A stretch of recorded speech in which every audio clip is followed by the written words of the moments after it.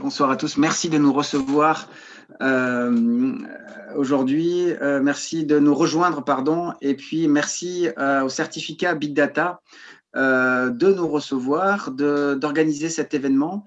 Le certificat Big Data, c'est une formation qui est organisée par Toulouse Tech, qui réunit différents élèves de niveau master et qui suivent une formation dans un des établissements toulousains qui prépare les ingénieurs, que ces établissements soient l'université ou que ce soit des écoles d'ingénieurs. Donc, ce sont ces étudiants qui nous reçoivent et on les remercie. Mais on a largement dépassé ce soir cette classe, puisqu'on a une petite centaine d'étudiants issus de d'autres cursus, une cinquantaine d'enseignants-chercheurs, en tout cas, c'est les chiffres officiels qui vont nous rejoindre. Également des professionnels, près de 60 professionnels, et puis d'autres qui n'ont pas renseigné cette information. Ils ont été timides, ils se sont dit, bon, pas le premier soir, on ne va pas tout dire, on ne va pas se dévoiler. Donc voilà, on est très nombreux et c'est super. Merci de nous rejoindre. Donc, je suis Yann Ferguson, je suis enseignant-chercheur en sociologie à l'ICAM de Toulouse, qui est membre de Toulouse Tech. Et j'ai le plaisir d'animer cette table ronde et qui a une grosse vertu, qui va être celle de nous former, de nous sensibiliser à l'empreinte écologique du big data, ce qui n'est pas du tout évident, puisque les data, on a l'impression que tout ça c'est virtuel, que tout ça est dans un cloud, que tout ça est très abstrait. C'est beaucoup plus abstrait que prendre une canette et la jeter par terre. Mais pourtant, il y a une empreinte écologique réelle. Donc ça va être la grosse vertu de ce moment-là, comprendre les différents mécanismes de la pollution générée par le big data. Mais il y a un gros inconvénient. C'est qu'en se réunissant tous, on génère une pollution. Voilà, nous sommes en train de polluer. Voilà, nous sommes en train de polluer puisque nous sommes en train de tous nous réunir là avec nos terminaux, avec la nécessité de se connecter, avec les données que nous échangeons, le fait que tout ça va être stocké. Tout ça, on va vous l'expliquer, on va essayer de le comprendre ensemble. Alors pour commencer, je vais m'adresser à Jean-Marc Pierson, qui est professeur d'informatique, directeur de l'IRIT, à l'Institut de recherche informatique de Toulouse, et qui travaille depuis 10 ans dans l'informatique éco-responsable. Alors, il va nous expliquer tout ça. Et la première question, Jean-Marc, pourquoi sommes-nous là, tous en train de polluer en dépit de nos bonnes intentions, de notre envie d'être de bons citoyens? Pourquoi nous polluons en ce moment? Comment ça marche? Alors, merci à tous déjà d'être présents. Merci Yann pour l'introduction. Alors, je vois que là, il y a énormément de spectateurs. Il va falloir faire attention à ce qu'on dit. Est-ce que tu as prévu d'enregistrer la conférence, d'ailleurs? Alors, oui, Juste une question. je dois tous vous prévenir, en haut à gauche, il y a le petit œil de HAL qui apparaît, enregistrement qui veut dire aussi probablement nouvelle diffusion sur YouTube, par exemple.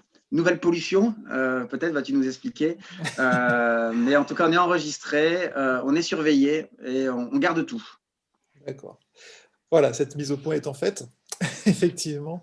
Donc, moi, c'est quelque chose qui me tient particulièrement à cœur. Là, il y a la question que tu poses, c'est est-ce que finalement, on n'est pas aussi en train de polluer aujourd'hui? Alors, j'ai préparé une petite présentation que je vais partager, si je peux, qui nous permettra de donner quelques éléments, parce qu'en fait, c'était quand même autour, la question aujourd'hui était autour du big data et de l'écologie, et quelques éléments. Alors, effectivement, c'est un sujet de recherche que je mène depuis maintenant une dizaine d'années sur cette question de la pollution du numérique. Alors, je vais passer assez rapidement sur un certain nombre de points. C'est pour se donner quelques chiffres en tête et puis se donner aussi quelques éléments de réflexion. Alors, big data, ça veut dire quoi déjà, avant de rentrer dans le détail et puis de répondre plus précisément à la question d'Yann. Le big data, on le caractérise souvent sous trois directions. Le premier des notions du big data, c'est les données, c'est le volume des données. C'est-à-dire que big data, bon, ça se comprend assez rapidement, il y a beaucoup de données. Ensuite, il y a l'aspect vélocité, c'est-à-dire qu'il y a de plus en plus de données qui arrivent rapidement, et également ces données-là nécessite d'être traité très rapidement. On veut une réponse tout de suite par rapport aux données qui peuvent être disponibles. Ensuite, il y en a une autre dimension qui est la variété. Donc, on a à la fois des données qui sont structurées ou non structurées, des images, des textes, des sons, etc. Et puis, à ça va s'ajouter peu à peu, au fil des années, différents autres V pour véracité, visibilité. Et puis, je vais insister sur celui qui s'appelle value, pour la valeur des données en question et qui va finalement nous inciter à partager des données pour acquérir plus d'informations. Et c'est cette valeur-là qui finalement est importante. Sinon, si on n'achetait pas, enfin, ça n'existerait pas, hein. Donc, quelques éléments par rapport à des chiffres, peut-être. Ça, c'est quelques graphes que j'ai retrouvés dans la littérature pour nous expliquer qu'en fait, les gaz à effet de serre, aujourd'hui, on en a à peu près une augmentation de 8% par an qui est due au numérique. Donc ça, déjà, il faut s'en rendre compte. Alors, il y a plusieurs scénarios. Si on est dans un scénario pessimiste, ben, on augmente de plus que 8%. Si on a un scénario très, très optimiste où on fait des énormes efforts sur la quantité de CO2 qu'on va dégager en utilisant du numérique, eh bien, on est autour de 3-4% d'augmentation, hein. Ça ne veut dire pas qu'on va baisser. Ça, c'est important à s'en rendre compte. Ensuite, par rapport au big data, il y a des éléments qui sont liés au volume, hein. Donc, le volume, ben, on se rend tous compte qu'on a de plus en plus de données qui sont collectées, stockées, transportées, traitées. Et donc, quelques graphes qui illustrent ici le nombre d'exaoctets. Alors, des octets, c'est le nombre de données en fait, qui sont partagées, enfin, qui sont surtout transmis ici sur ce schéma par an. C'est un opérateur qui nous a, enfin, qui donne à disposition ces chiffres. Et puis à gauche, on voit ce qu'on appelle l'effet PAP dans notre jargon. En 2005, les gens assistaient et puis regardaient le pape s'exprimer. En 2013, déjà, il le filmait et toutes les petites lumières, ce sont des portables qui filment la scène. Donc déjà, toutes ces données-là, elles sont stockées derrière. On va les garder peut-être pour les revoir plus tard, comme la conférence d'aujourd'hui. Le deuxième V, c'est la vitesse. Alors, ce qu'on ne se rend pas compte, hein, c'est ici, j'ai un élément qui nous dit, bon, ça date de 2019, mais parce que 2020 est une année assez particulière, mais toutes les minutes, eh bien voilà le nombre de vidéos qui sont lues, le nombre de messages qui sont envoyés, le nombre de tweets qui arrivent, hein. Ça, c'est toutes les minutes. Et donc, vous imaginez que quand sur une journée, on a un nombre de données qui va exploser. Et effectivement, quand on rapporte ça à une consommation électrique, alors la consommation électrique qui est reliée à ça, eh bien, ça va être de la consommation qui va être évidemment la chose principale qu'on imagine avec toutes ces données, c'est qu'elles sont stockées dans des centres de données. Alors les centres de données, c'est la partie bleue ici, ça correspond à peu près à 22%. C'est pas négligeable, mais c'est pas le maximum, hein. Il y a les réseaux qui consomment un peu, et puis disons l'endroit où on va visualiser ces données, alors que ça peut être de la télé, hein, maintenant chacun regarde la télé sur sa box, ou des ordinateurs, des tablettes ou des smartphones, avec des projections sur la droite pour les années à venir. La consommation totale en gigawattheure, elle est à peu près, va même diminuer, là c'est pour la France, hein, sachant que d'autres pays sont plutôt dans une phase exponentielle. Ce qu'il faut voir, c'est que ça représentait que la phase d'usage, c'est-à-dire que la phase où on utilise finalement tous ces, tous ces ordinateurs et autres périphériques et autres data centers. Ce que je voulais insister sur ce slide, c'est le fait que avant de les utiliser, il faut les produire. Et les produire, on utilise énormément de métaux. Alors la plupart, enfin, il y a des métaux qui sont assez communs, hein. On trouve des métaux qu'on a l'habitude de miner depuis de nombreuses décennies ou siècles. Mais il y a des métaux beaucoup plus rares. Et ces métaux rares font objet derrière de problèmes sociaux et des problèmes territoriaux qui probablement seront évoqués un peu plus tard dans la conférence. Là, c'est le seul exemple sur un smartphone, mais c'est la même chose sur d'autres périphériques beaucoup plus importants. Et puis, ce qu'il faut voir, c'est qu'une fois qu'on les a produits, on les a utilisés, ensuite, on va les jeter. Et puis, malheureusement, on les jette des fois un peu trop souvent. Et ce recyclage, eh bien, ça dépend. On n'est pas capable aujourd'hui, avec un coût énergétique pas trop important, de recycler certaines matières. Alors, il y a des matières ici en rouge qui sont très, très mal recyclées parce que c'est très compliqué. La plupart du temps, ce sont des terres rares qui sont difficiles à désassembler avec les autres, bon, même s'il y a des choses qui sont relativement faciles à explorer, enfin à recycler. Pardon.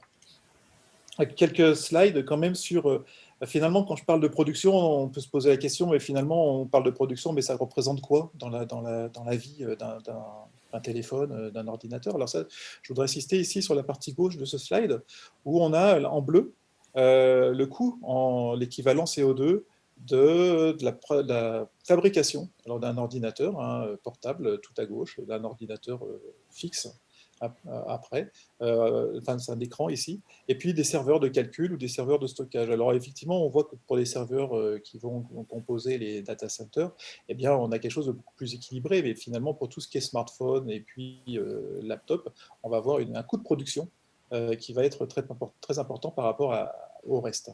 À droite, on compare avec un aller-retour Paris-New York, pour se donner un petit peu une échelle avec des données un peu, disons, classiques. Et puis, ça c'est vrai sur la phase d'usage, mais on se dit finalement une machine, on ne la garde pas seulement un an, on va la garder 3 ans, 5 ans, donc 7 ans. Et effectivement, la proportion évolue avec l'âge, avec le nombre d'années qu'on garde, mais on voit que finalement les petits portables, les écrans, on a beau les garder très longtemps, la phase de production est toujours la pire dans tout ce qu'on peut, dans tout ce qu'on peut polluer avec toutes ces données-là. Alors, j'en arrive à ma conclusion, pour ne pas déborder, je pourrais en parler des heures, mais on m'a donné que 7 minutes. Je conclue. Sur ces questions-là, c'est important de se former, de s'informer, et puis de former les autres, donc c'est ce qu'on essaye de faire aujourd'hui. Un message peut-être, j'ai beaucoup insisté sur le fait que le coût de production était important, donc on entend beaucoup la notion d'obsolescence, alors pas forcément programmée, mais l'obsolescence des gens qui changent tous les 2 ou 3 ans leur téléphone portable, on peut se poser la question de l'impact écologique par rapport à ça. Donc il y a des possibilités de les garder beaucoup plus longtemps. Des aspects sur le codage, on peut se coder plus sobrement en fonction des langages de programmation et puis des algorithmes qu'on va utiliser. Je pense que Max, derrière, en dira quelques mots. Et puis, utiliser effectivement des infrastructures bien aménagées. Donc là, ça dépasse l'utilisateur final, mais il peut influer en choisissant ses fournisseurs de données ou ses moteurs de recherche, ou les choix qu'il fait ces choix-là vont avoir des impacts pour l'ensemble. Donc je m'arrête là, je reviendrai plus tard sur d'autres questions. Alors, il y a une petite question il y a une question de Denis sur la différence. Est-ce que tu fais une différence entre données et information? Est-ce que ce sont deux langages qui se confondent par rapport à la problématique, ou enfin deux termes, ou c'est deux notions différentes? Alors, on peut les confondre. Ici, dans ce discours d'aujourd'hui, en fait, on fait souvent la différence entre de la donnée qu'on va appeler de la donnée brute, qui sont issues de capteurs d'images, d'un appareil photo par exemple, à de l'information intelligible, c'est-à-dire de l'information qui va être derrière, qui va être intelligible par un humain ou par une machine, et auquel on a rajouté du sens. Donc l'information, c'est finalement une donnée sur laquelle on a rajouté du sens, et pour rajouter ce sens, on a fait un traitement. Donc ça veut dire qu'entre les deux, il a fallu la stocker, il a fallu la traiter dans un data center ou sur une machine simple. Mais souvent, on fait cette distinction-là. Donc on peut dire qu'une information, ça pollue plus qu'une donnée? On peut dire ça, oui, tout à fait. Ouais. Ok. Bon, alors Jean-Marc, tu nous as un peu tendu, on a glissé vers Max. Max est docteur en intelligence artificielle, spécialité machine learning, qui est la branche actuellement qui fait le buzz dans l'intelligence artificielle, avec notamment la sous-branche qui est le deep learning. Tu travailles chez Alan, qui est une boîte qui traite des questions de santé, mais tu as aussi, voilà, dans ton métier et dans tes activités, une passion, un intérêt très fort pour essayer de développer des algorithmes intelligents, au sens notamment qui nous préoccupe ce soir, c'est-à-dire moins énergivores.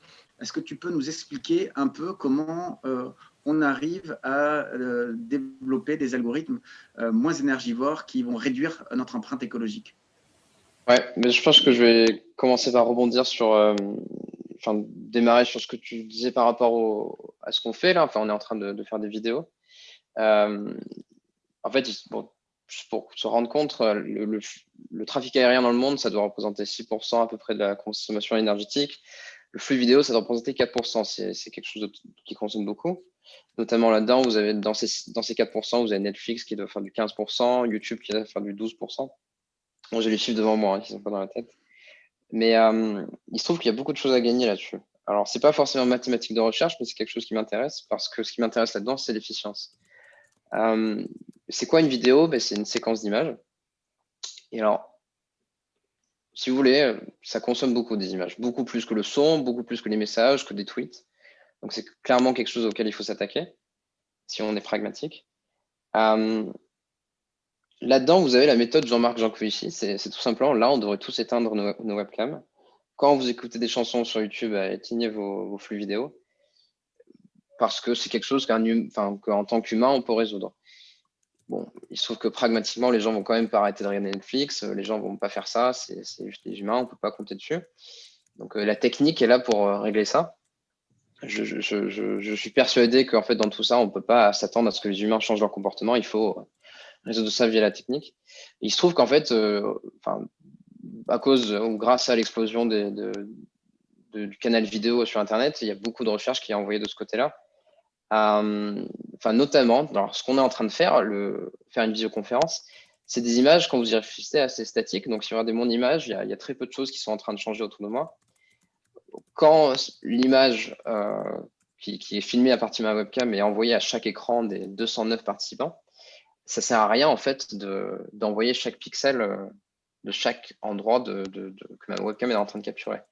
On peut être beaucoup plus intelligent par rapport à ça, ou tout simplement, par exemple, ce qui se fait depuis des dizaines d'années, c'est d'envoyer des différences. Donc en fait, donc j'envoie une image au début, et ensuite, à chaque frame suivant, je vais dire, ben voilà, tel pixel doit changer, tel autre pixel doit changer. Et déjà, techniquement, on arrive à compresser une vidéo énormément. Et récemment, vous avez NVIDIA qui est allé beaucoup plus loin que ça, et je vais vous montrer une petite vidéo, parce que je trouve ça assez drôle.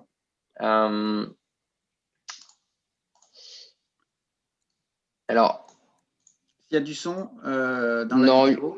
Il n'y a pas de son dans la vidéo. Avant, je vais vous expliquer. C'est absolument phénoménal. C'est au lieu d'en fait vous transmettre mon flux vidéo, en fait, on va vous générer des images. Donc, en fait, pendant une dizaine de secondes, ça va capturer mon image. Et pour toute la suite de la vidéo, les images vont être générées sur votre ordinateur. Donc, en fait, vous ne me verrez pas, en fait. Et en fait, il n'y aura aucune bande passante de consommée. Donc, juste pour rendre compte un petit peu. Là, à gauche, vous avez une image qui est encodée, c'est Zoom qui utilise ça sûrement. Le codec H264, c'est le standard. Et là, vous avez une image générée. Donc, juste pour repasser, et c'est assez fabuleux. Et NVIDIA annonce des taux de compression par rapport à H264, qui est le codec standard, de x10. Donc là, vous avez un énorme flux de consommation quelque chose de très énergivore, la vidéo. Et vous avez notamment ça, c'est du deep learning. Hein. C'est ce qui s'appelle des GAN, pour ceux qui connaissent. C'est une catégorie spéciale de réseau de neurones qui est là pour générer du contenu, qui est utilisé à des fins super utiles, en fait. Donc, moi, je trouve ça intéressant parce que vous avez d'un côté beaucoup de personnes qui sont quasiment ludites, qui vont vous dire voilà, on ne devrait pas faire des visioconférences, on devrait moins regarder Netflix. Et pourquoi pas, mais la vérité, c'est qu'on ne peut pas tout simplement pas arrêter le progrès ou la consommation des gens. Donc, c'est assez fascinant en ce moment comment on utilise le machine learning pour faire des choses comme ça. Alors, pour juste clarifier, ludite, hein, ça vient de la référence à Ned Ludd, qui était un personnage légendaire qui aurait détruit les machines à tisser jacquard au début du 19e dans la région de Manchester. Au nom de l'idée qu'il fallait arrêter le progrès parce que ça allait détruire l'emploi. Donc, quand on fait référence aux ludites, ce sont des personnes qui veulent casser les machines. Voilà, c'est la référence au bris de machines. Voilà. Tant que tu connais mieux que moi, Yann. Donc, pourquoi je parle de tout ça? Parce que, moi, comme je disais, c'est pas mon cheval de bataille.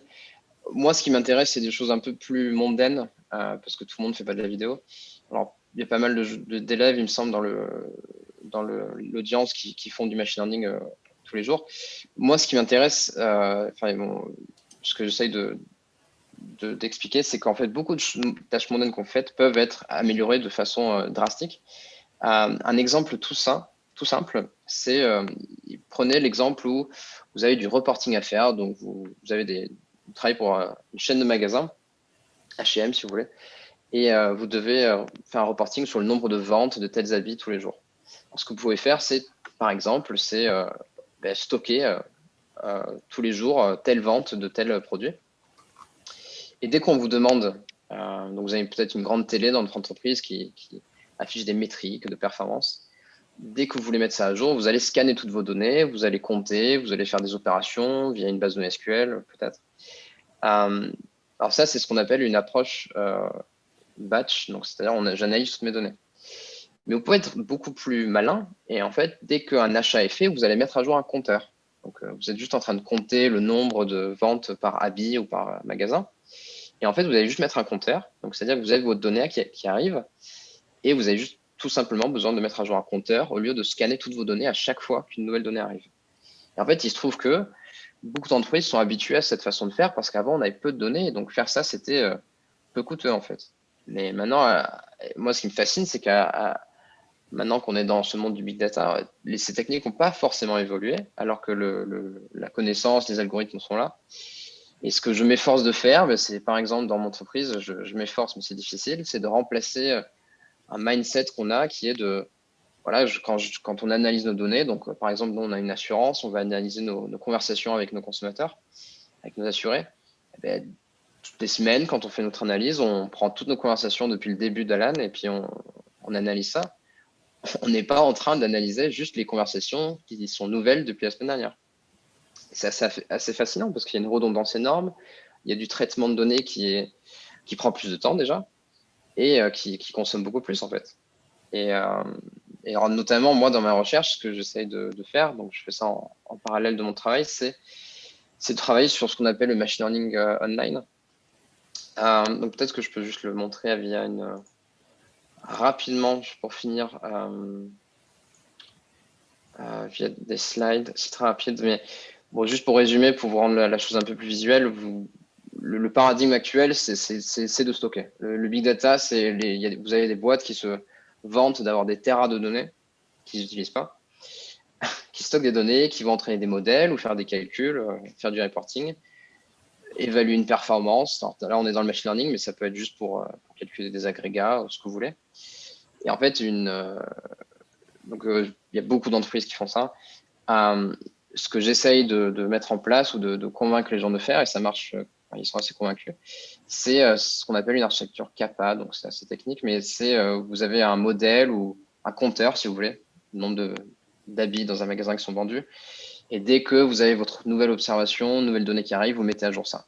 Et ça, c'est génial parce que vous n'avez pas besoin de stocker des données, vous avez des modèles efficients qui vous donnent les mêmes résultats, et ça existe. C'est juste qu'on n'est pas habitué, c'est juste que les boîtes à outils qu'on a ne sont moins connues, c'est juste qu'à l'université, on ne l'apprend pas forcément, c'est juste qu'on a un train de retard.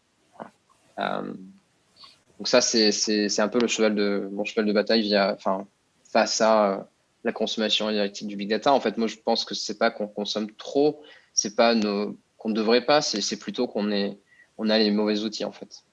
Voilà. On a encore les outils qu'on utilisait avant de recevoir toute cette quantité de données. Effectivement, et les habitudes. Ouais. Alors, il y a une question qui n'appelle pas forcément une réponse, mais qui peut-être va permettre d'introduire Olivier. C'est la question de l'effet rebond, justement, qui est un terme très consacré sur les questions d'écologie. C'est à partir du moment où, c'est ce que dit Félix, il dit à partir du moment où on a réduit les limites d'un bien et l'empreinte écologique de la consommation de ce bien, eh bien, c'est un appel d'air pour le consommer encore davantage. Voilà. Et donc ça, c'est l'effet rebond que l'on remarque souvent lorsqu'on a bien rationalisé l'impact, l'empreinte écologique d'une production. C'est que derrière, on a des personnes qui vont surconsommer. Voilà. Mais peut-être que ça va me permettre du coup d'introduire Olivier, parce qu'en plus dans le chat, il commence à y avoir des débats là, philosophiques par rapport à ce que tu as dit, Max, le progrès, on l'arrête ou on l'arrête pas. Je savais que ça allait susciter des débats. Est-ce que voilà, et en même temps il y a des débats techniques. Donc ça me permet d'introduire Olivier, qui est aussi docteur en intelligence artificielle, mais qui s'est à un moment dans sa carrière aussi posé des questions. Et parfois, ça arrive quand on se pose des questions, on devient philosophe.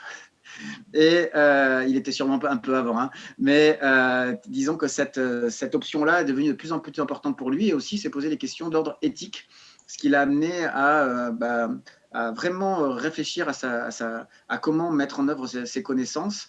Et aujourd'hui, Olivier est un intervenant dans beaucoup d'écoles et d'établissements d'ingénierie autour de cette question de l'éthique de la technique sur le lien entre innovation technologique et transformation sociale. Ce débat-là que l'on a sur la pollution qu'on est en train de générer là, tous ensemble avec nos grands sourires, comment toi, Olivier, tu l'abordes en qualité d'éthicien? Voilà. Alors, éthicien, je ne sais pas, philosophe non plus, on verra, c'est jamais facile de prendre une étiquette.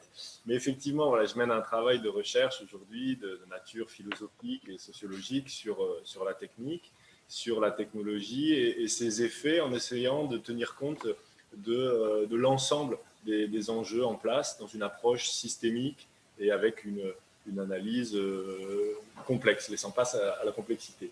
Alors, à un premier niveau, pour penser la technique, on peut commencer par réfléchir aux usages qu'on pourrait faire d'une technologie, donc ici le big data ou certaines techniques d'IA, et chercher à ce que ces usages aient une utilité sociétale, tout en travaillant à essayer de limiter leur empreinte écologique. Et c'est déjà une très bonne chose qu'on ne fait pas assez souvent, et ça nécessiterait, pour le faire un peu plus sans doute, des dispositifs de démocratie technique, dont on pourra éventuellement parler plus tard.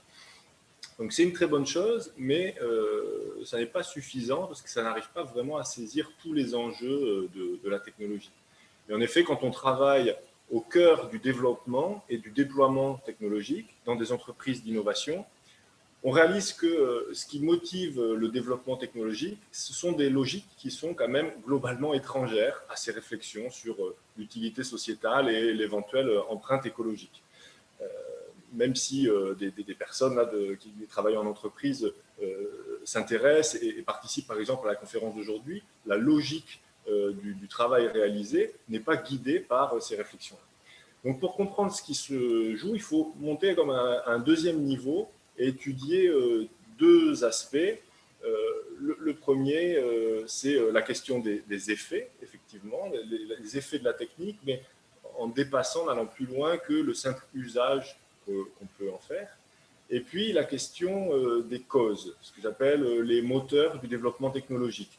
Donc ça signifie pourquoi est-ce qu'on investit finalement, essayer de comprendre pourquoi est-ce qu'on investit tant d'énergie, tant d'intelligence humaine, tant d'argent dans ces sujets-là. Pourquoi tant d'empressement finalement à développer ces technologies? Se poser cette question-là. Alors je ne vais pas présenter là un peu l'ensemble des tenants et aboutissants de ces questions, mais peut-être parler juste des effets pour ne pas être trop long, et puis on pourra peut-être revenir sur la question des causes, qu'est-ce qui nous motive tant lors des échanges éventuellement. Sur la question des effets, comment penser les effets de la technique en général et donc du big data là, en particulier? C'est finalement poser la question de comment la technique elle transforme nos organisations sociales, nos modes de vie, notre vision du monde, et donc voir en ce sens que les effets de la technique ils dépassent la question des usages qu'on en fait.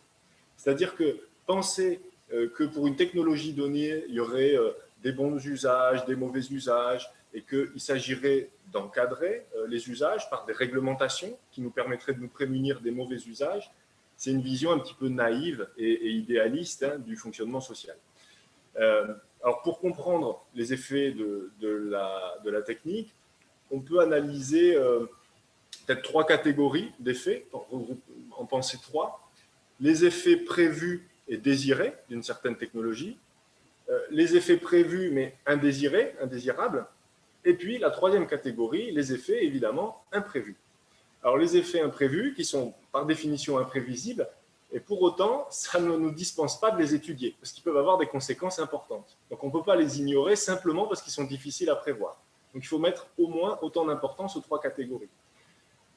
Les effets prévus indésirés, dans le domaine du big data, c'est quoi? C'est l'empreinte environnementale. Ça, c'est prévu, c'est facile, on peut le calculer, etc. Et ce n'est pas désirable.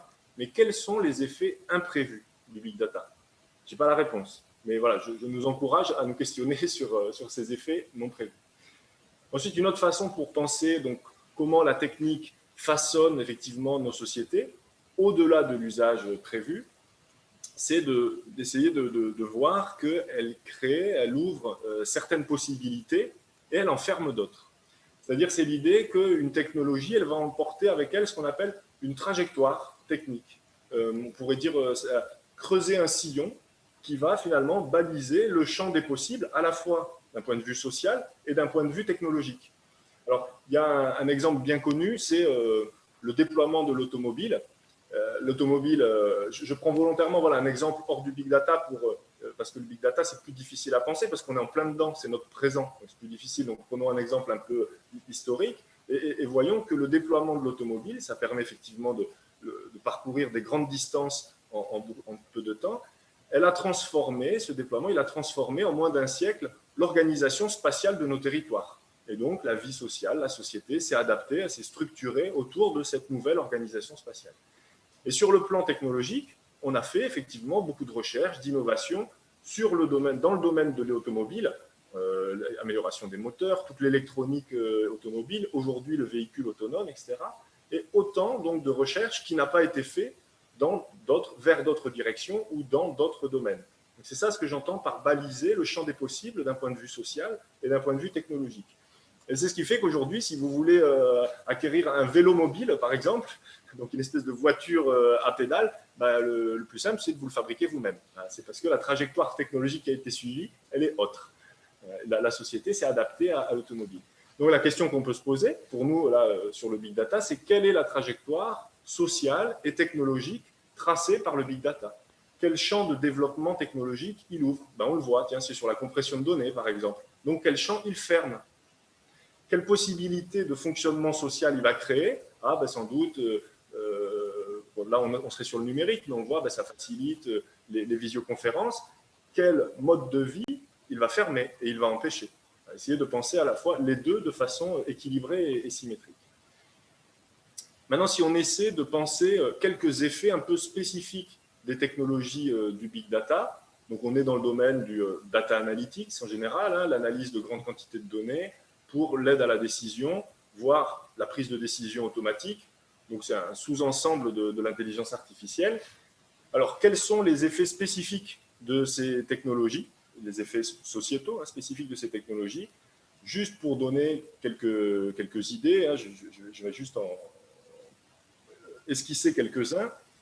Donc, le premier auquel on peut penser, il est valable pour le numérique en général, mais en particulier pour les systèmes d'analyse de données et d'aide à la décision, c'est que ces technologies, elles nous coupent, elles forment une barrière avec une expérience sensible du monde. C'est une banalité, c'est trivial ce que je vous dis là, mais c'est vrai que c'est des technologies qui prennent le monde, le convertissent en données, les données sont agrégées, analysées par des algorithmes, et ces algorithmes donc, vont nous fournir une indication sur le rapport au monde que l'on devrait avoir selon un certain critère d'optimalité. Donc, si on suit ce paradigme, c'est donc le big data qui nous rend le monde intelligible, compréhensible, et non pas nos sens immédiats. Et je trouve qu'il y a cet ouvrage du philosophe américain qui s'appelle Matthew Crawford, dont le titre retranscrit bien cette idée. Son avant-dernier livre, parce qu'il vient d'en publier un, mais pas encore traduit, s'intitule « Contact, pourquoi nous avons perdu le monde et comment le retrouver ?»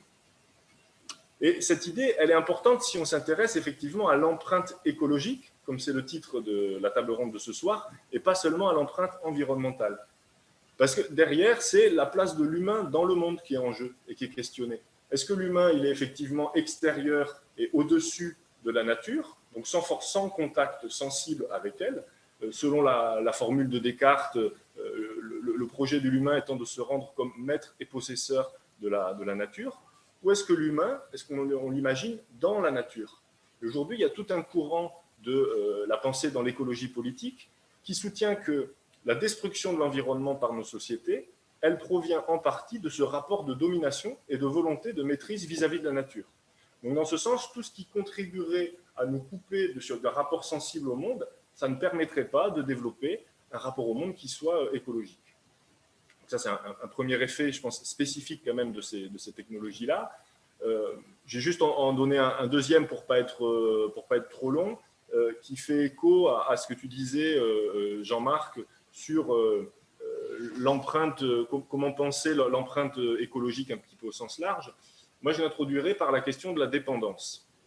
Donc la dépendance à ce type de technologie, une dépendance à la fois affective, mais aussi structurelle. C'est-à-dire que pour notre vie quotidienne, pour des choses simples de la vie quotidienne, ces choses-là deviennent dépendantes de l'existence de technologies qui elles-mêmes sont tout à fait complexes. Et en ce décalage des choses de la vie simple et essentielle qui sont dépendantes de choses extrêmement complexes, voilà, il y a un nœud qui se forme. Un exemple, pour acheter un billet de train aujourd'hui, dans bien des cas, et ce sera le cas demain, il faut un smartphone et des data centers qui vont calculer le prix en temps réel. Donc le problème de cette dépendance, c'est que ces technologies, elles n'existent que parce que la dégradation des ressources naturelles n'est pas prise en compte dans les bilans comptables et parce que la main-d'œuvre qui assure leur production, elle est elle-même localisée dans des pays où les salaires sont beaucoup plus bas. Si par exemple on produisait l'électronique et l'infrastructure Big Data en France, au coût français, au coût salarial français, avec une pollution localisée en France, on voit immédiatement que le développement du secteur numérique n'aurait pas pris la même tournure. On aurait des smartphones à 5 000 € et peut-être qu'on n'aurait pas la même généralisation et le même besoin de faire du Big Data. Donc le paradoxe, c'est qu'on bâtit un système technique, un réseau d'objets technologiques qui, d'une part, n'est pas soutenable écologiquement, parce qu'il est basé sur des ressources non renouvelables, mais d'autre part, nous nous en rendons dépendants. C'est un paradoxe qui mérite d'être questionné. Je m'arrête là pour ne pas être trop long et on peut revenir sur d'autres...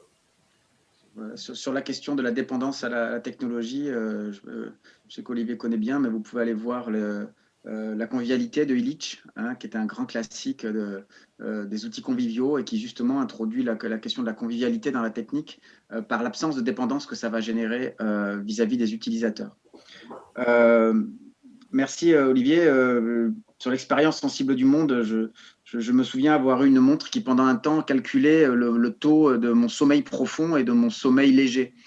Et c'était la première chose que je regardais en dormant. Et un jour, je me suis dit, au lieu de dire j'ai bien dormi, je regarderai ma montre pour savoir si j'ai bien dormi. Voilà. Alors que c'est souvent quelque chose qu'on dit le matin. Avant, est-ce que j'ai bien dormi? Voilà. Mais là, maintenant, je me suis rendu compte que, voilà, heureusement, cette montre était extrêmement consommatrice d'énergie et elle devenait insoutenable pour mes moyens, pour continuer à la rendre capable d'analyser tout ça. On a une question qui peut être intéressante pour vraiment comprendre, et je la pose à tous les trois qui veut s'en emparer. Elle a une idée très simple de ce que c'est l'empreinte écologique quand on regarde une vidéo sur YouTube, par exemple, et s'il y a quelque chose, hein, c'est Mogans qui pose ça, qu'on peut faire pour la réduire. Voilà. C'est toujours, je veux continuer à regarder des vidéos, mais j'aimerais bien être moins polluant. Est-ce qu'il y a une conduite à tenir? Peut-être quelques éléments. Alors, technologiques, désolé Olivier. Non, mais bon, déjà pour la question de la savoir, est-ce qu'on sait combien on consomme quand on envoie un mail, quand on regarde une vidéo, une minute de vidéo ou des choses comme ça, c'est très controversé. Alors, il y a des chiffres qui circulent, qu'on peut retrouver sur Internet. Je ne les ai pas mis dans ma présentation parce qu'ils sont assez controversés et c'est assez difficile, puisqu'en fait, évidemment, un data center n'est pas allumé que pour votre mail ou que pour votre vidéo. Et donc, ramener ça, ça ramène à la masse des personnes qui vont s'en servir. Et donc, ramener à l'utilisateur, c'est compliqué. Et on trouve assez peu, finalement, de choses assez fiables sur ces questions-là. Ceci dit, il y a des gens qui travaillent là-dessus, c'est le domaine de recherche qui n'est pas uniquement informatique, pour calculer, en tout cas pour exprimer, par exemple, il y a des extensions qui existent sous Firefox qui permettent d'analyser le poids d'une page web et qui en déduit un impact carbone en équivalent CO2. Alors, ça a le mérite d'exister. Ça mérite effectivement de voir que certaines pages sont très coûteuses en énergie par rapport à d'autres. Après, les chiffres eux-mêmes qui sortent, faut s'en méfier. Mais disons que ça permet de comparer les choses entre elles. C'est intéressant. Et est-ce qu'on peut agir? À mon avis, ben, il y a effectivement, normalement, dans tous les lecteurs vidéo, on peut choisir son flux vidéo, hein, même sur votre box. Normalement, vous pouvez choisir le flux normal ou le flux haute définition ou très haute définition. Et évidemment, quand on utilise un flux normal par rapport à un flux très haute définition, ben, on a beaucoup moins de pixels, hein, pour revenir à la notion de pixels de tout à l'heure. Et donc, évidemment, on a beaucoup moins de pollution. C'est une question de nombre d'images, enfin de la taille de l'image, et puis aussi du nombre d'images par seconde. Donc ça, il y a des moyens. Encore faut-il savoir qu'est-ce qui va vraiment impacter sur la consommation. Et cette deuxième partie est moins vraie aujourd'hui, j'ai l'impression. Alors Jean-Marc, tu es engagé dans pas mal de projets de recherche, hein, sur ces enjeux-là. Est-ce que tu peux nous en parler d'un ou deux, de quelques-uns et montrer quelle est la réflexion sous-jacente et voilà, et par quel mécanisme vous essayez de réduire ces empreintes que tu nous as bien expliquées? Oui, alors déjà sur mon engagement, c'est vrai que je le disais, hein, ça fait une dizaine d'années, un peu plus maintenant, que je travaille sur ces thèmes-là, et donc j'ai eu plusieurs projets de recherche autour de ces questions. Je souligne aussi l'existence au sein de la communauté enseignement supérieur et recherche d'un groupement de services qui s'appelle le GDS Eco-Info, auquel je fais partie et qui s'intéresse à ces questions dont on débat aujourd'hui.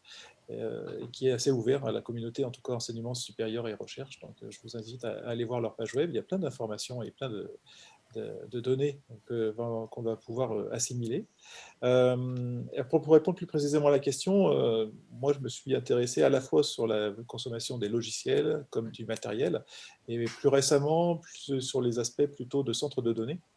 Je montrais tout à l'heure que c'est aujourd'hui de l'ordre responsable pour à peu près 25% de la consommation d'énergie en France. Ça va monter autour de 32% à peu près.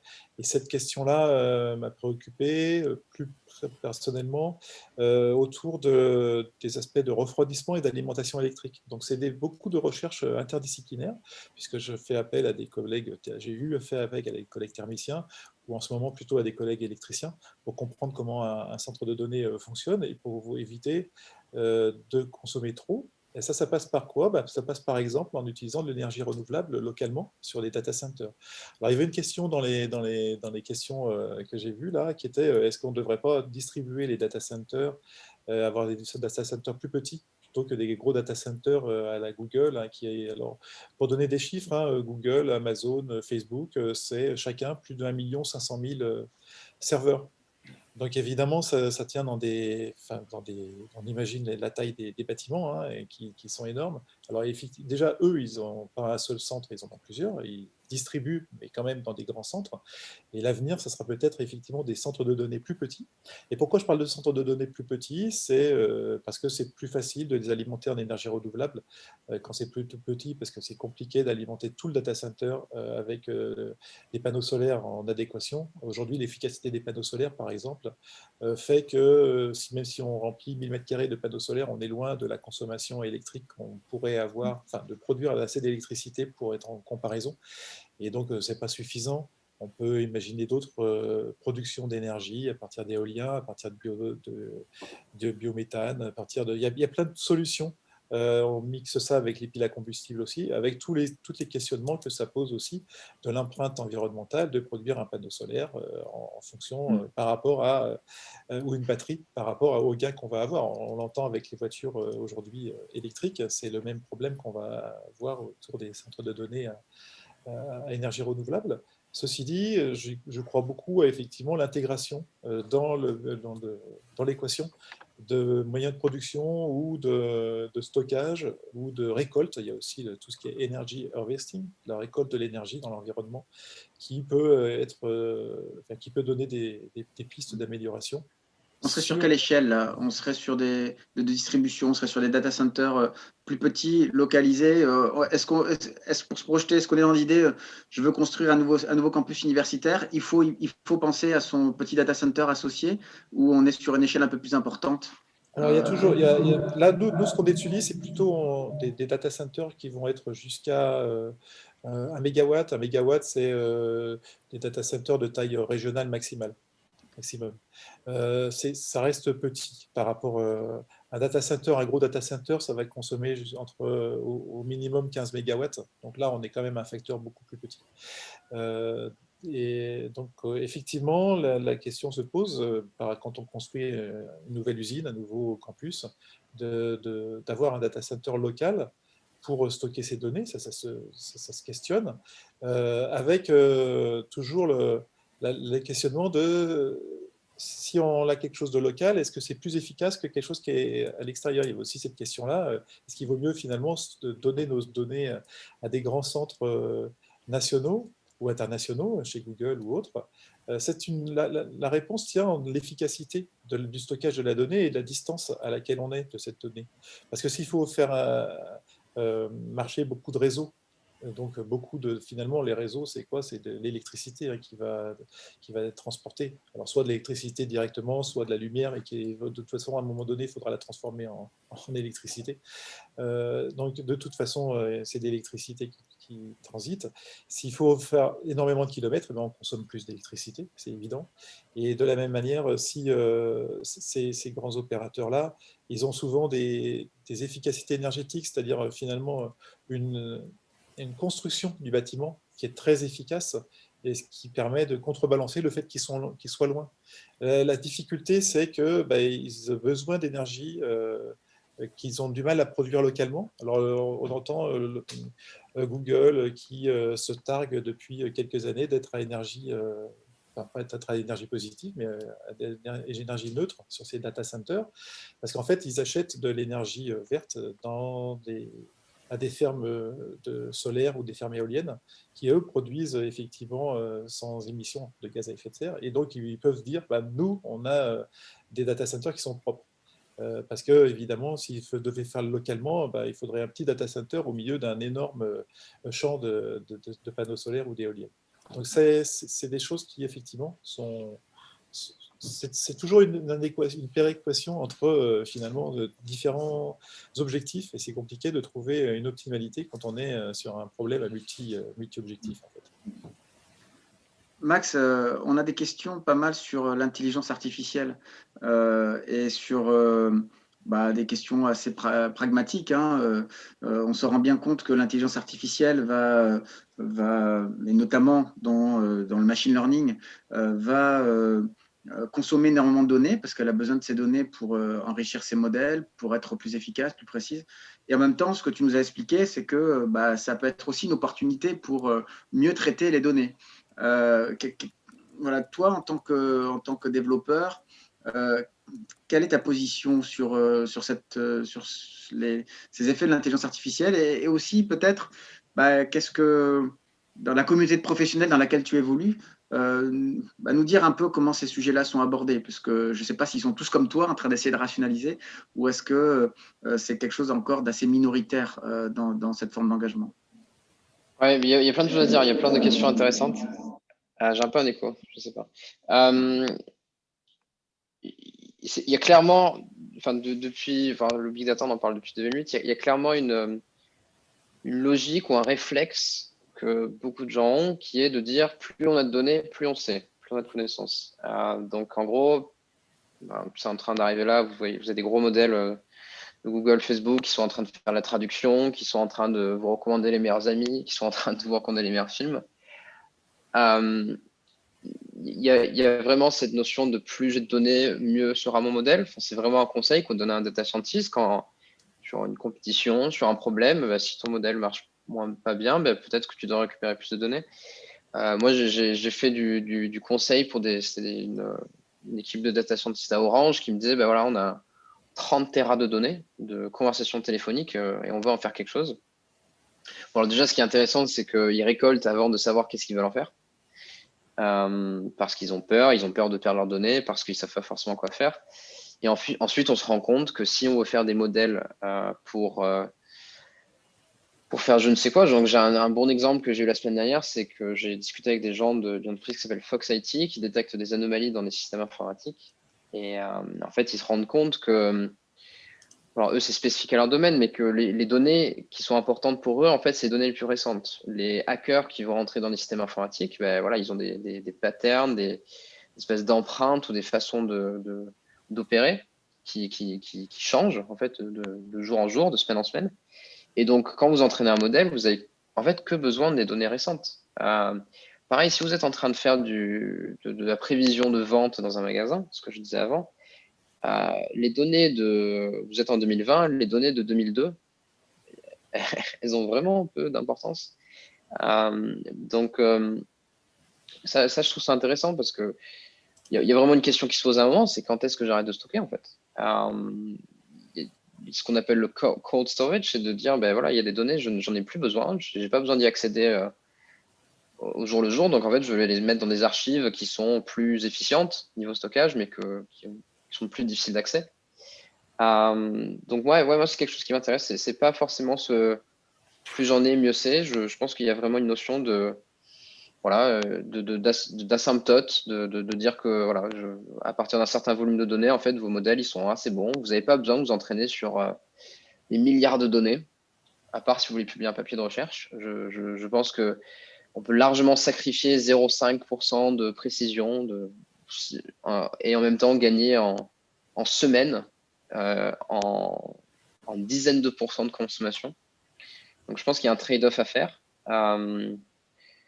J'avais des chiffres qui étaient intéressants. C'est que en fait, les modèles les plus récents là, de deep learning là, dont je vous parle,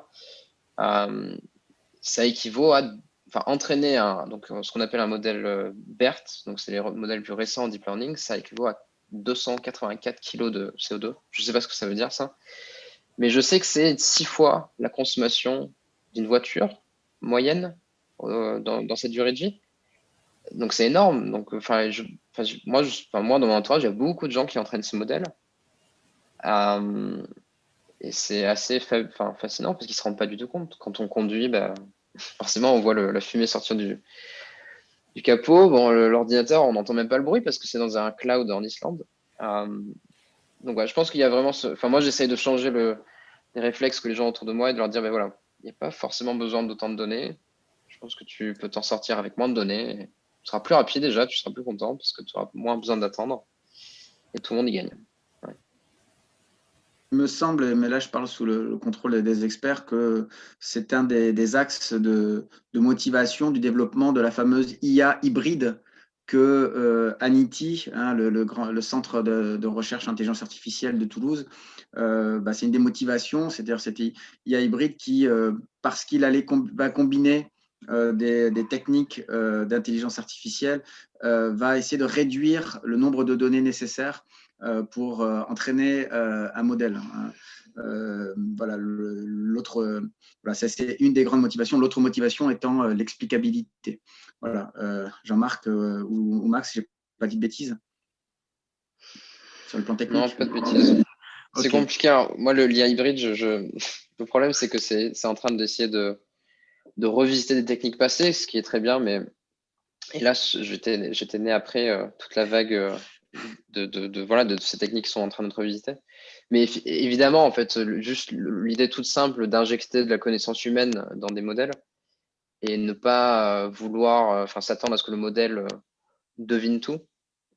Ce que faisait Deep Blue qui avait battu Kasparov, c'était qu'il y avait des experts d'échecs qui venaient mettre des heuristiques dedans, quoi. Alors que maintenant, on a des modèles qui apprennent tout d'eux-mêmes sans avoir besoin de connaissances expertes. Et voilà, ça coûte plus cher, on va peut-être avoir des modèles plus efficaces, mais c'est moins efficient, quoi. Et en fait, il y a plein de problèmes au jour le jour dans les entreprises. On a injecter de la connaissance experte, ça a un gain de temps, ça marche tout aussi bien. Voilà. Donc voilà, pour les néophytes comme moi, introniser l'IA hybride, intégrer l'IA hybride, c'est essayer de prendre l'IA qu'on développait auparavant, avant le big data, avant le machine learning, qui est composé plutôt de règles que l'on essaie de dupliquer ensuite dans le cadre de programmes et qu'on va appliquer ensuite à des faits, alors que l'intelligence artificielle actuelle fait le chemin inverse. Elle va chercher des motifs, des patterns dans des données. Voilà. Et l'idée d'hybrider tout ça, c'est d'avoir besoin d'un peu moins de données, d'introduire un peu de dose de connaissances humaines, comme tu l'as dit, Max, pour que le modèle soit un peu plus, comme on le dirait, intuitif, ou en tout cas qu'il aille chercher plus efficacement ces résultats. Voilà. Et ça, c'est un sujet de développement. Alors, Olivier, tu nous as parlé des effets tout à l'heure, des effets. Je pense que tu nous as laissé sur notre faim, là, tu nous as teasé en disant qu'on pourrait parler des causes. Voilà, Oui. ça c'est important. Les effets, c'est ce qu'on observe, et puis les causes, c'est le pourquoi en fait. Alors le pourquoi, ça peut être en 2 mots. Pourquoi, c'est la question du sens en fait. Oui, c'est vrai qu'on a une discussion qui est très technicienne, c'est-à-dire qui interroge le comment, les moyens, et c'est bien normal. Et ça produit des effets d'interroger le comment, c'est d'éluder la question du pourquoi, peut-être même de la refouler. C'est-à-dire que le pourquoi, comme s'il ne pouvait pas être questionné ou mis en cause, interrogé, comme s'il y avait là une sorte de dogme. Et donc, effectivement, si on essaie de tirer un peu les fils de pourquoi est-ce qu'on développerait ça, bon, c'est un enchevêtrement là aussi complexe. Peut-être faire ressortir deux points. Le premier, Max, tu en as parlé, c'est la question du progrès. Et merci d'avoir utilisé ce terme. Et je lui adjoindrai la question du mythe du progrès. Le mythe du progrès, c'est quoi? C'est l'idée que demain sera meilleur qu'aujourd'hui grâce au progrès technique, au progrès technologique. Et il y a effectivement un imaginaire de progrès social et humain qui serait corrélé au progrès technologique. Le progrès technologique étant défini comme l'accroissement de la puissance et de l'efficacité de la technique. Alors j'insiste sur le mot mythe au sens premier du terme, parce qu'un mythe, c'est un récit qui a une fonction dans une société.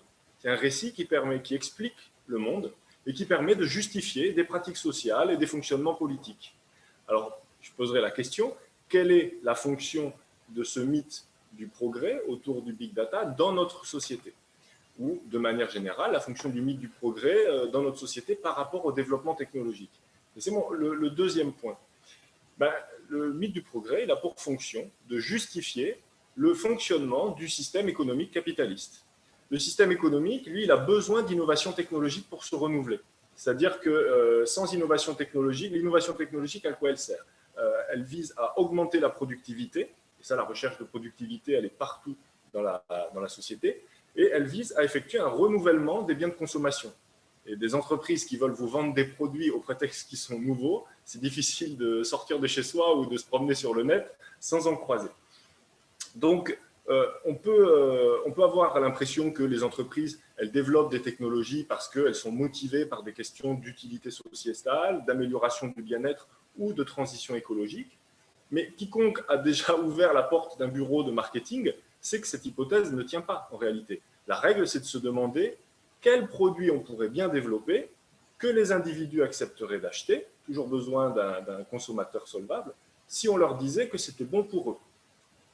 La règle, ce qui meut le développement technologique, c'est celle-ci. Donc le développement technologique, c'est essentiellement un moyen de répondre à cette finalité, à cette question-là. Quel nouveau marché on pourrait adresser, créer, développer?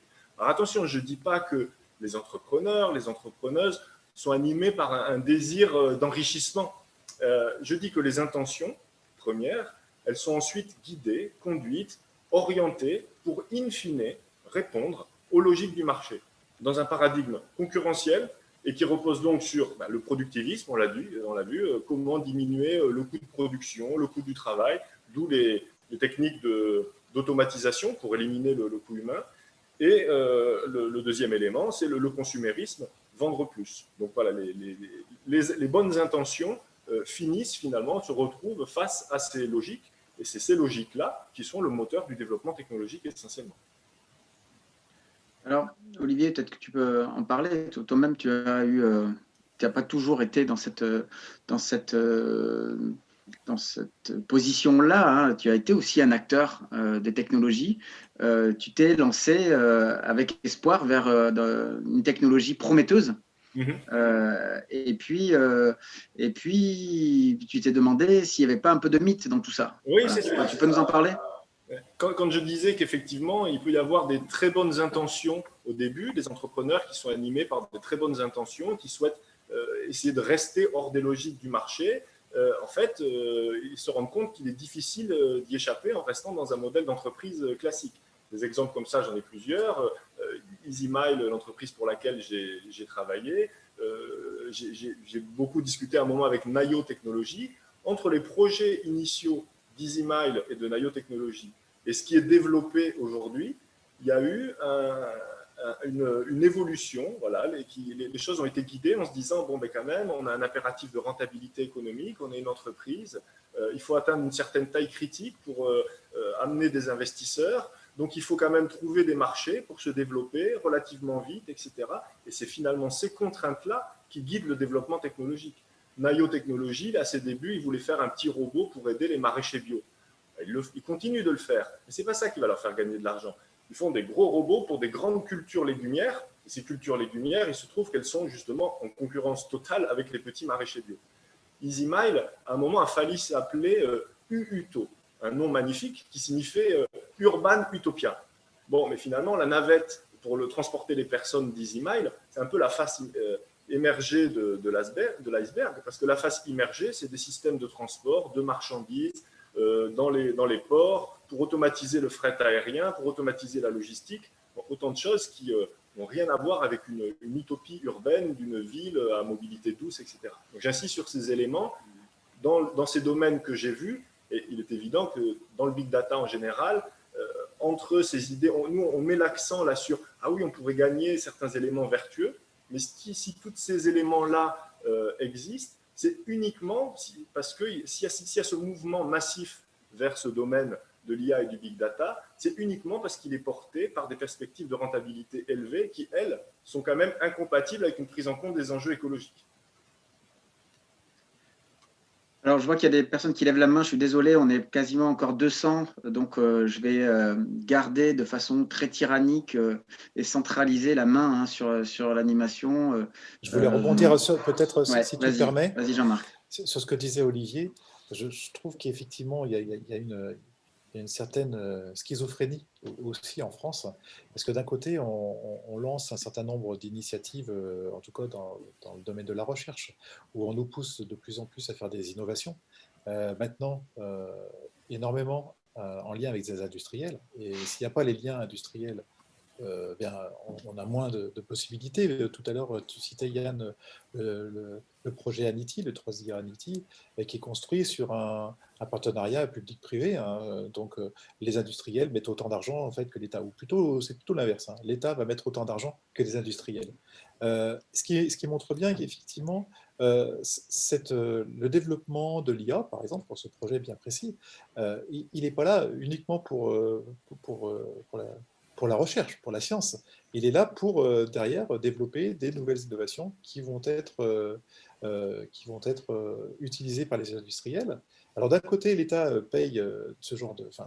soutient ce genre de projet d'innovation, et d'un autre côté, il se gargarise de signer l'accord de Paris et de vouloir réduire les gaz à effet de serre sans que même dans le projet en question, mais c'est vrai dans l'ensemble des projets, mais comme c'est celui que tu as donné, il y a la question de l'impact écologique du projet en termes de recherche. Alors, la recherche française est aujourd'hui, et puis mondiale en fait, hein, est aujourd'hui organisée comme ça. On ne va pas révolutionner les choses, mais c'est quand même une question qu'il faut se poser. Moi, j'ai lancé au sein du laboratoire un groupe de travail autour de la transition écologique, et on va se poser cette question-là pour les recherches qu'on va mener au laboratoire. Ça ne veut pas dire qu'on va forcément arriver à ne faire que de la recherche qui sera éco-responsable. Ça n'a pas de sens. Mais en tout cas, déjà se poser la question, je trouve que c'est intéressant. Et chacun dans notre activité quotidienne, dans notre métier, Olivier parlait de ce qu'il faisait avant EasyMile, chacun peut, ou Max dans sa boîte, là, chacun peut s'interroger qu'est-ce que finalement, dans son périmètre, il peut améliorer par rapport à cette question-là. Et je pense que c'est ça qui peut aussi faire boule de neige, parce que peu à peu, on peut s'interroger. Et c'est pour ça que, par exemple, moi, je prends mon exemple personnel. En 2006, je suis arrivé à Toulouse. J'ai réorienté mes recherches dans ce domaine-là parce qu'à un moment donné, j'ai eu la même démarche qu'Olivier en disant bah, interrogeons-nous sur ce que je fais en recherche. Je m'interroge sur est-ce que c'est pertinent. Et donc là, à partir de là, j'ai lancé une thématique de recherche autour de ces questions-là. Mais sans aller jusque-là, on peut déjà y penser sans faire de la recherche sur ce domaine-là. Et déjà, ça peut être un point de vigilance, peut-être. Oui, je rejoins complètement ce que tu dis. Et c'est vrai que moi-même, en tant que sociologue et pourtant sur ces sujets-là, je suis très heureux quand on m'appelle pour dire une entreprise qui dit venez nous aider à faire une IA plus éthique. Et j'y vais. Et puis, ça fait des sous pour ma recherche. Et en même temps, je me demande si mon rôle, c'est pas d'être dans la critique. Voilà, je ne remets pas en cause le principe même, je viens simplement je viens le civiliser. Voilà. Je viens civiliser le principe, mais pas le critiquer. Là où, normalement, la personne des sciences humaines et sociales a un rôle critique beaucoup plus fondamental. Jean-Marc, puisque tu avais repris la main sur savoir, tu as dit que ça t'avait pris à peu près il y a une dizaine d'années que tu es dans cet engagement, vu que là on est accueilli par le certificat Big Data. Est-ce que tu as est-ce que par rapport à cette trajectoire-là, de ce parcours autour de la prise de conscience et la mise en œuvre de projets plus éco-responsables dans l'informatique, est-ce que tu as alors pas des conseils ou des recommandations, parce que ça fait le senior là qui vient de dire aux jeunes, mais voilà, quelques repères, quelques ouvertures pour qu'ils puissent faire leur chemin dans cette problématique. Oui, parce que bon, j'ai pas encore la barbe poivre et sel suffisante pour prétendre être un sage autour de ces questions-là. Ceci dit, je vais peut-être me répéter, mais c'est vrai que c'est plutôt l'interrogation personnelle qui va faire qu'à un moment donné, au bout d'un certain temps, à force de manipuler un certain nombre d'algorithmes ou de machines, on commence à se poser cette question-là, si ça rejoint des préoccupations qu'on a en dehors de son métier. On peut avoir des engagements autour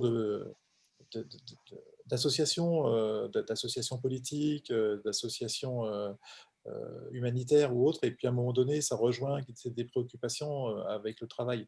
Et si on arrive à faire les deux, hein, Max, qui est là aujourd'hui, il n'a pas fait une thèse en informatique éco-responsable. Mais à un moment donné, il s'est interrogé effectivement sur ces questions-là parce que ça rejoignait, je pense, un certain nombre de préoccupations qu'il avait en dehors de sa thèse et qui peu à peu l'ont fait cheminer dans cette réflexion. Et c'est exactement comme ça que je l'ai vécu aussi, c'est-à-dire qu'à un moment donné, quand je suis arrivé à Toulouse, professeur à Toulouse, je me suis posé la question, qu'est-ce que je fais maintenant? What else?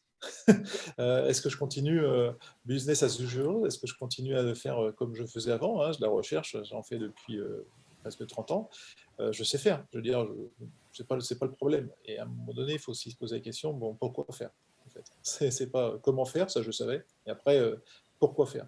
Et c'est à partir du moment où je me suis dit pourquoi faire que là, je me suis posé la question de faire autrement. Et voilà, c'est mon parcours, mais il n'y a pas de règle en général. On peut s'engager très tôt. Il y a des gens qui ont fait des thèses en informatique éco-responsable que je connais, qui étaient mes anciens étudiants, qui ont cette sensibilité et qui aujourd'hui travaillent dans une SS2I classique, sûrement à trouver des algorithmes les plus polluants les uns que les autres. Enfin, j'ai rien contre ça, mais il y a une certaine hypocrisie aussi dans notre parcours de chacun. Max, toi, tu cours sur cette ligne de crête entre le fait de valoriser quand même ta thèse, le fait d'exercer ta passion, et en même temps cette prise de conscience que tu as est-ce que tu penses qu'elle est tenable? Est-ce que pour l'instant, tu as l'air de bien le vivre et c'est très bien, c'est très bien, mais est-ce que quelle issue tu vois? Est-ce que tu penses qu'il y a quelque chose qui se dessine pour réussir à concilier ces deux aspirations qu'il y a en toi, ou tu sens qu'à un moment tu vas glisser d'un côté? Comment tu vois ça? Ouais, il y a plein de choses à dire. Enfin, moi, sur mon Twitter, c'est écrit que j'ai une relation d'amour-haine avec le machine learning. Parce que c'est vraiment ça, en fait. La raison pourquoi je me suis questionné, comme dit Jean-Marc, sur tout ça, c'est qu'en fait, tout le monde fait du deep learning, tout le monde fait du machine learning, et mon père me disait toujours que si tout le monde le fait, c'est que c'est pas une bonne idée. Et que, en fait, ça me dégoûte un peu, et que, bah, de toute façon, même pour des raisons personnelles, j'aime bien travailler sur ce que ne travaille pas de la plupart des gens. Et il y a un certain dégoût, en fait, et je pense qu'il est partagé par une partie de la communauté, dès que Google nous sort, voilà, on a entraîné un réseau à 16 trilliards, ça sort, il y a des trilliards de réseaux neurones avec des trilliards de poids qui sortent. Enfin, moi, je ne peux que être dégoûté par ça, en fait, parce que je trouve que ça répond pas du tout à les besoins de la plupart des entreprises. C'est des choses très spécialisées. Et donc, je m'efforce de parcourir, en fait, d'être un marginal un petit peu, parce que je me sens comme un marginal sur les modèles que je travaille. Mais donc, j'ai pas beaucoup d'acquisition, si je veux prendre des termes marketing, mais ce que j'ai, c'est de la rétention. Quand je présente ce que je fais à des personnes, euh, j'ai eu des retours vraiment super, quoi. J'ai des personnes qui me disent, ah oui, c'est vrai que j'avais pas pensé à ça, je savais pas que cette boîte à outils existait, et ça me donne envie, en tout cas, d'essayer. Donc, ce que je fais, ce sera, je le sais, pas utilisé par des millions de personnes, mais si je peux enseigner, expliquer, montrer, développer des boîtes à outils, c'est ça ce sera ça ma contribution à ça, quoi. Mais notamment, ouais, je vous disais la semaine dernière, j'ai une entreprise qui regarde des hackers dans des systèmes informatiques. Enfin, ils détectent ça via ils veulent utiliser en tout cas du machine learning pour faire ça. Donc en gros, il y a très peu de gens qui font ce que je fais, du machine learning online, on appelle ça. Et donc ils me trouvent sur Google et ils me contactent. Donc j'en fais au moins une par semaine de ces réunions. Et ils sont contents parce que ça change leur mindset en fait. Ils se disent, bah voilà, dans ma boîte, je vais peut-être réfléchir à faire ça maintenant. Ça va me prendre du temps, ça va faire de la R&D, c'est pas maintenant que je vais mettre en production, mais voilà, je reste motivé. Je me dis que peut-être voilà, dans 3-4 ans, on commencera à avoir des vrais modèles utilisés en production qui sont légers, qui ne stockent aucune donnée, où le nombre de flops, d'opérations de calcul est mesuré, où on peut prouver que on a gagné en efficience. Donc, j'y crois, dur que me faire. Marc, on a Max qui y croit et tu as envie de rajouter quelque chose. Oui, en fait, j'hésitais à rajouter quelque chose parce que j'ai déjà beaucoup parlé, alors du coup, je voulais peut-être m'arrêter. Non, je voulais mentionner que ça passe aussi par, enfin, ça a été un petit peu mentionné par Max quand il dit, bah, quand j'en parle autour de moi, bah, les gens, ça les fait réfléchir et puis éventuellement, ils utilisent des outils ou des frameworks plus efficients. Ça faisait penser à la formation. Et c'est un domaine qu'on n'a pas du tout abordé aujourd'hui et qui, bah, dans les universités aujourd'hui, il y a très peu d'incitation à inclure des éléments autour de ces questions d'écologie et du numérique, en tout cas sur nos formations. Les écoles d'ingénieurs essayent peu à peu de l'intégrer. Les universités sont incitées à le faire, avec une incitation molle, on va dire. Ceci dit, je pense que là, il y a vraiment un grand marché pour nous, hein, enseignants, à aller faire parce que on va avoir du mal à avoir des formations uniquement sur le numérique responsable ou sur ces questions qu'on a débattues aujourd'hui, parce que d'abord, ça fait intervenir, on a vu, hein, des questions beaucoup plus larges hein, qui est uniquement technologiques. Et donc, ça, c'est compliqué dans le système éducatif en France aujourd'hui, hein, d'être à la fois en sociologie, en philosophie ou en informatique, tout ça dans le même cadre. Et Par contre, moi, les retours que j'ai quand je fais des formations, enfin, justement, ce n'est pas des formations, mais quand je fais des interventions auprès d'élèves de master autour de ces questions-là et que j'essaye de les inciter à y réfléchir sur l'aspect technologique uniquement, eh bien, en général, ils nous disent, ils me disent, mais c'est super, c'est dommage que ça n'arrive qu'en master finalement.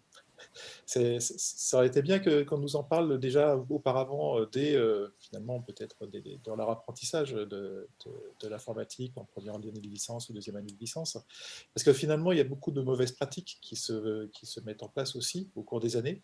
Et on sait très bien que c'est compliqué de revenir sur ses habitudes quand on a pris des mauvaises habitudes dans sa formation, autant les prendre dès le début, de prendre ces bonnes habitudes. Et ça, c'est quelque chose qui est assez négligé dans notre système éducatif.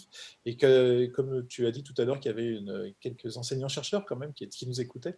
Chacun peut intégrer ne serait-ce qu'une demi-heure, une heure dans son cours, parce que tous les cours finalement peuvent adresser cette question-là, plus ou moins de manière importante, mais au moins éveiller les consciences. Je pense que c'est aussi le rôle des formateurs.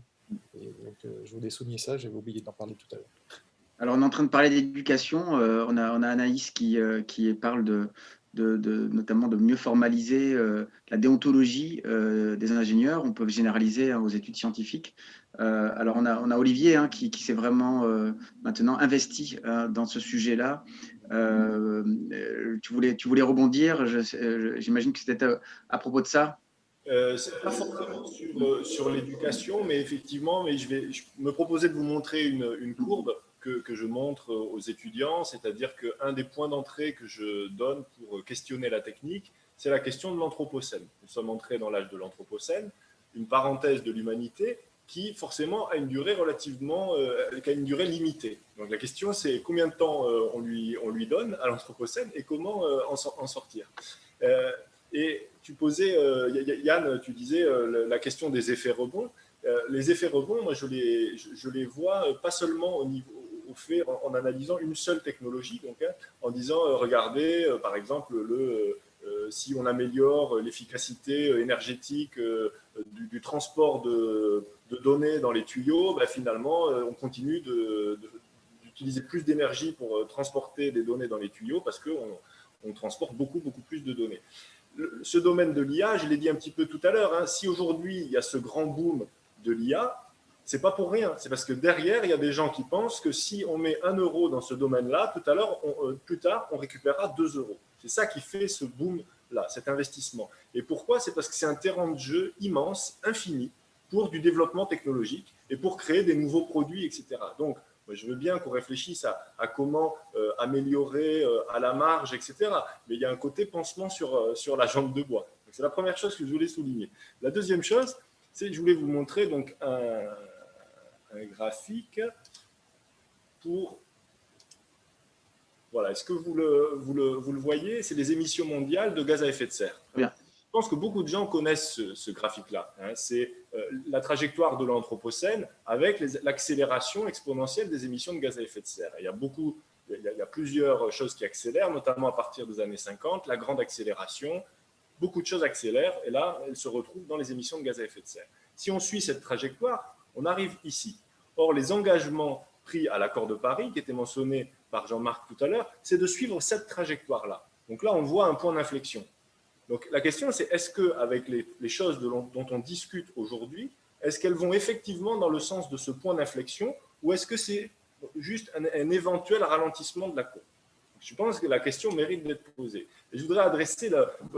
En fait, on peut se permettre d'être un petit peu radical maintenant parce qu'il suffit de questionner les bien-fondés de la 5G pour être taxé de « Ah, vous voulez retourner à la lampe à huile, etc. » comme l'a dit le président de la République. Donc, on peut y aller là maintenant. La porte est défoncée, donc allons-y. Allons un peu plus loin et parlons un petit peu des low-tech. Donc, les low-tech, ces idées de technologie basse consommation, des technologies appropriées, adaptées, que les personnes peuvent comprendre. Et donc, c'est autant un concept technique et matériel qu'un concept philosophique. C'est vraiment essayer de repenser un rapport à la technologie. Il y a donc l'ingénieur Philippe Biwix qui a écrit des livres sur ce sujet-là, qui a beaucoup contribué à populariser ce sujet et cette appellation. Est-ce que le numérique, en général, et le big data en particulier, est compatible avec du low-tech? à la fois en termes d'appropriabilité par les humains, des effets, on a parlé des effets de dépendance, il y en a d'autres, hein, le numérique, tout ça contribue à une accélération sociale. Est-ce que c'est compatible avec les low-tech? Il y a un philosophe dont je vais mettre le nom contemporain que j'apprécie beaucoup, qui s'appelle, alors, Hall Panelist, non pas Panelist, pardon, Hall Panelist and Attendee, qui s'appelle Alexandre Monin.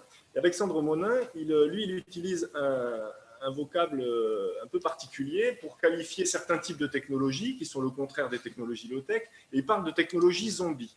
Alors les technologies zombies, c'est quoi? C'est des technologies qui sont là déjà encore vivantes parmi nous, mais elles sont vivantes qu'au prix du fait qu'on leur donne des tas de... on les nourrit avec énormément d'énergie, mais en réalité, elles devraient être déjà mortes. Pourquoi elles sont déjà mortes? Parce qu'elles ne sont pas soutenables. Elles sont basées sur des ressources non renouvelables. Alors, il y a 3 critères pour les technologies zombies, et j'en resterai là. Et le numérique, vraiment, posons-nous la question, quel numérique, existe-t-il un numérique low-tech? Les technologies zombies, donc, elles sont basées effectivement sur des ressources non renouvelables. Donc déjà, forcément, par définition, elles ont une durée de vie limitée. On ne pourra pas toujours avoir des technologies numériques parce qu'un jour, il n'y aura plus de ressources pour les faire. On a parlé des métaux, etc. La deuxième caractéristique, c'est qu'elles ont une forme d'obsolescence, soit programmée, soit structurelle. On l'a dit à chaque fois, bah oui, l'informatique, il y a un renouvellement perpétuel, donc forcément, les machines, elles ne vont pas garder, aujourd'hui, elle ne dure pas 100 ans. Ce n'est pas pensé pour ça, parce qu'il y a toujours la nouvelle technologie qui fait qu'on va adapter le hardware au software, etc. Et la troisième caractéristique des technologies zombies, c'est qu'une fois qu'on ne s'en sert plus, et souvent ça vient assez vite après la fabrication, quand on les met dans la nature, eh bien, ça dure très très longtemps. C'est des pollutions très très longue durée. Donc, effectivement, le numérique répond assez bien à ces caractéristiques des technologies zombies. Alors peut-être, on peut imaginer un numérique low-tech, mais je ne suis pas sûr qu'il soit compatible avec du big data, aussi optimisé soit-il. Alors, je vais vous poser une dernière question pour conclure, hein, parce que l'heure avance, c'est passionnant. On va revenir à la question de départ. Maintenant, j'aimerais bien que beaucoup de monde puisse voir cette vidéo qu'on est en train d'enregistrer, qu'on mettra probablement sur YouTube. Si j'envoie le lien à mes amis pour leur dire, regarde, on en parlait, et puis là, vraiment, tu as 3 experts qui présentent le sujet dans toutes les dimensions, le quoi, le comment, qui se posent des questions. Est-ce que chacun, vous avez un conseil pour que je puisse accompagner ce mail pour dire, mais attention, essayez de ne pas trop polluer en regardant cette vidéo. Qu'est-ce qu'ils peuvent faire pour qu'on n'ait pas un effet encore amplificateur de la pollution qu'on a générée ce soir tous ensemble? Voilà. Quel est le conseil que je pourrais donner pour accompagner mes amis à qui j'enverrai ce lien pour qu'ils ne contribuent pas encore plus à polluer via cette conférence? Vas-y Jean-Marc, si tu veux, je te vois bouger les lèvres. En fait, la question est compliquée, hein, quand on voit que des vidéos comme Gangnam Style, il y a quelques années, a généré des milliards de vues et qui, du coup, a pollué N fois parce que tout le monde l'a regardé plusieurs fois en plus. Donc là, j'imagine qu'on n'aura pas le même Sachant qu'on succès. on va la dépasser en plus. Hein. On va la dépasser. C'est ça le problème. Alors, il y a une piste qui est, bon, déjà, que les gens aussi s'interrogent s'ils ont vraiment envie de regarder la vidéo. On en parlait tout à l'heure. Enfin, je veux dire, même s'il y a des choses très intelligentes sûrement dedans, on peut se poser cette question-là. Il y a aussi la question de se dire, on peut peut-être seulement l'écouter. Et aujourd'hui, il existe des outils qui, à partir d'une vidéo YouTube, transforment ça en flux MP3, enfin en flux audio. Et puis le flux audio, ben, celui-là, on peut effectivement le streamer avec un coût énergétique beaucoup plus petit. Parce que finalement, et honnêtement, la plus-value de voir nos bobines à tous les 3 ou tous les 4 n'est pas forcément flagrante, en fait. Donc c'est vrai que... On s'est fait beau quand même. Hein. On s'est fait beau. Mais je pense que c'est plutôt là aussi, par exemple, hein, pour l'exemple concret que tu parles. Ouais. Moi, j'ai des collègues hein, qui ont pris l'habitude d'utiliser des outils qui leur permettent de transformer les vidéos qu'ils ont sur YouTube, qui sont des éléments, des vidéos très intéressantes, des fois des documentaires, qui les transforment pour pouvoir les écouter dans leur voiture le lendemain en podcast en audio simplement. Et ça, c'est déjà une façon de le faire. Alors, ça c'est limité dans l'exercice dans le sens où ça nécessite quand même de la télécharger avant de la transformer. Donc, le mieux, ça serait de l'avoir transformée qu'une fois, de la stocker, de la donner en téléchargement une fois, déjà sous forme audio, pour que la personne puisse ne télécharger que l'audio. Alors, je crois que sur YouTube, on peut, mais la plupart vont peut-être télécharger la vidéo pour ensuite la transformer. Mais voilà, je pense qu'honnêtement, il y a beaucoup de vidéos qui nécessiteraient juste d'être écoutées. Ça suffirait largement. Max, Ouais, qu'est-ce non, que tu nous proposes?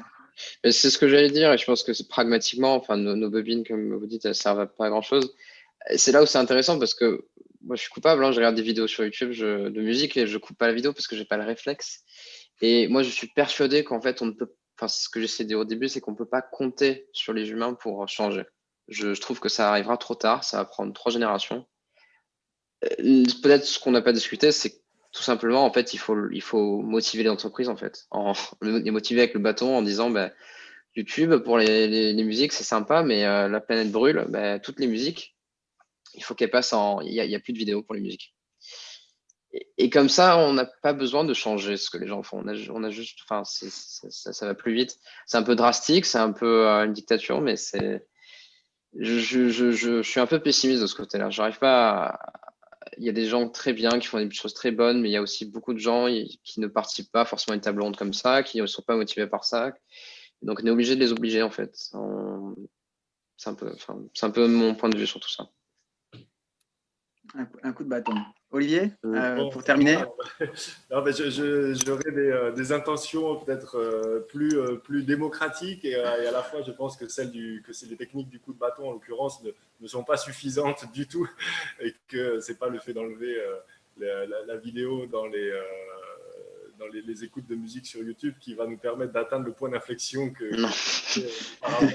Mais pour dire donc que faire, pour ta question, Yann, que faire avec cette vidéo? Effectivement, bon, il y a plein de choses dedans. Moi, je la trouve très intéressante cette question parce qu'elle contient comment, quelque part, critiquer, hein, au sens général, de critiquer, d'analyser, de chercher à comprendre comment critiquer le numérique, le big data, au moyen du numérique et du big data. Donc, cette mise en abîme, elle est un petit peu complexe à appréhender.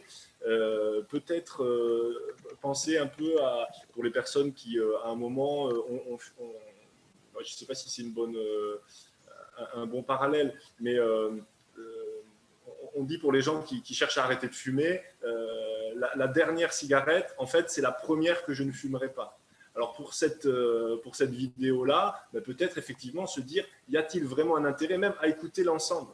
Parce que des discussions sur tout ce qu'on s'est raconté, au-delà du flux de l'énergie que ça utilise, etc., ça fait beaucoup d'informations.